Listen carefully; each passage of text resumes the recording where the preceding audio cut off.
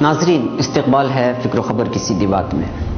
دراصل یہ موضوع میرے ذہن میں اس وقت آیا جب میرے واٹس ایپ میں بنگلہ دیش کے ایک تبلیغی اجتماع کی کارگزاری اور اس میں شرکت کرنے والے عوام کی تعداد کے ساتھ ساتھ عرب و عجم سے نکلنے والی جماعتوں کی تعداد درج تھی۔ میں حیران و ششدر ہو گیا۔ اس تعداد کو دیکھ کر میں حیران تھا کہ آخر بلا نعروں کے اشتہارات اور پروپیگنڈے کے بغیر اتنا بڑا انقلاب کیسے آ سکتا ہے؟ نہ ٹی وی کا استعمال، نہ پوسٹر کا اہتمام، نہ سوشل میڈیا کو گھسیٹا گیا، نہ کوئی اشتہار کے لیے ہورڈنگ و پوسٹنگ کی گئی، مگر پوری دنیا سے لوگ اس قدر اس تعداد میں نہ صرف جمع ہوئے بلکہ ملک و بیرون ملک نکلنے کے لیے سینکڑوں کی تعداد میں جماعتیں بھی نکل رہی۔ آخر یہ کیا ہو رہا ہے؟ آخر ایسی کون سی طاقت ہے اس کے پیچھے؟ یہ لوگ کون ہیں آخر؟ اپنے کپڑے خود دھو رہے ہیں، پیٹھ پر مٹی کا تیل کا چولہا اٹھائے ہوئے یہاں وہاں بھاگے جا رہے ہیں، بال پراگندہ ہیں، اپنی خدمت خود کر رہے ہیں، دوسروں کی خدمت کے لیے سب سے پہلا اپنا ہاتھ اٹھا رہے ہیں۔ کسی بستی میں جانے کے لیے سواری ملی تو ٹھیک، نہیں تو پیدل ہی چلنے کے لیے، کہیں مسجد میں رہنے کی اجازت ملی تو ملی، نہیں تو جہاں آسرا ملا وہیں سے تبلیغ شروع کر دی۔ اس میں کون ڈاکٹر ہے، کون کروڑ پتی ہے، کون ملازم ہے، کون حمال ہے، کون ٹھیلے والا ہے، کون انجینئر، کون کیا ہے، کس کی کیا وقت ہے، کیا حیثیت ہے، کچھ نہیں معلوم۔ بس سب کا ایک ہی دھن، ایک ہی بات، بھائی اللہ سے جڑو اور اللہ سے جوڑنے کا کام کرو۔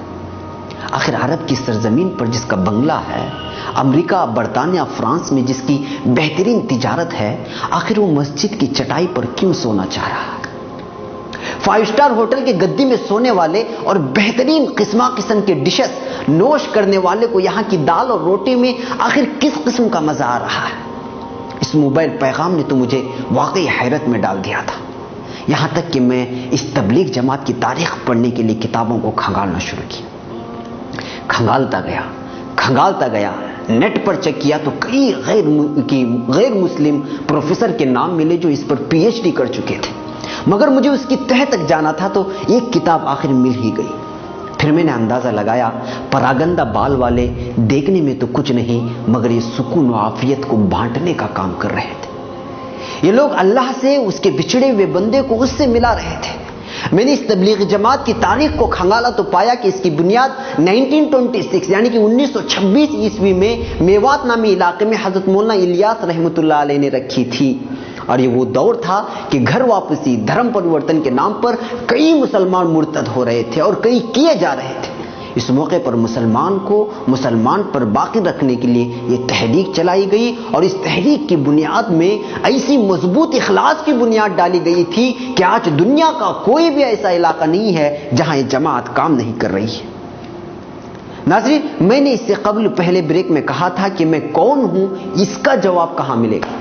دراصل یہاں انسان کو انسان کی پہچان کروائی جا رہی تھی، انسان کو بتایا جا رہا تھا کہ تم کون ہو اور اس دنیا میں بھیجے جانے کا تمہارا مقصد کیا ہے۔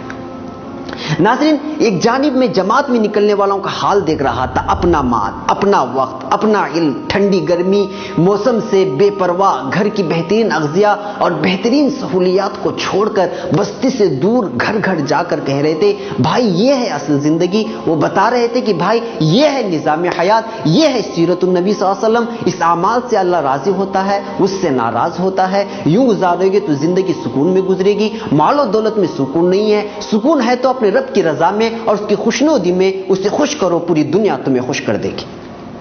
میرے سامنے ایک طرف یہ منظر تھا، دوسری طرف آپ صلی اللہ علیہ وسلم اور صحابہ کرام کی سیرت تھی۔ پہلا دن آیا تو آپ صلی اللہ علیہ وسلم کپ کپاتے ہوئے حضرت خدیجہ کے پاس زمیلونی زمیلونی کہتے ہوئے پایا۔ دوسرا دن 2-3 صحابہ اس مشن سے جڑ چکے تھے۔ دن گزرتے گئے، ایک ایک دو دو کر کے صحابہ جڑتے گئے، دین کا قلعہ مضبوط ہو رہا تھا اور کفار قریش کا ظلم بھی۔ پھر وقت آیا کہ اب چھپ کر نہیں، سب کے سامنے اعلان کرو، دین کی تبلیغ کرو۔ اب میں آپ صلی اللہ علیہ وسلم کو بازاروں میں دیکھا، وہ ایک ایک سے کہہ رہے تھے، بھائی قولوا لا الہ الا اللہ تفلحوا۔ گھر گھر جا رہے تھے، بستی بستی جا رہے تھے، قبیلے کے سرداروں کے پاس جا رہے تھے، بستی سے دوسری بستی کی طرف، بلا غرض بلا مطلب، رات کی تنہائی میں دعائیں تھی تو دن کے اجالے میں محنت۔ پھر میں اس جماعت کی جانب دیکھا جہاں وہاں بھی یہی منظر تھا، بلا غرض، بلا مطلب، بلا لالچ، اپنا تن من دھن لگا کر ایک بستی سے دوسری بستی، ایک محلے سے دوسرے محلے، ایک ریاست سے دوسری ریاست، ایک ملک سے دوسرے ملک جا کر کہہ رہے تھے بھائیو تم جہاں سکون ڈھونڈ رہے ہو وہ تو سراب ہے، وہ نہ پورا ہونے والا خواب ہے، حقیقت زندگی اور مقصد حیات اللہ کی رضا میں ہے۔ رب کو پہچان گئے، اب ذمہ داری ہے کہ اس رب کی رضا حاصل کرو۔ دراصل یہی ہے کہ انسان کی پہچان کہ وہ اپنے رب کو پہچان جائے۔ ناظرین، کیوں صحیح کہا نا؟ کچھ دیر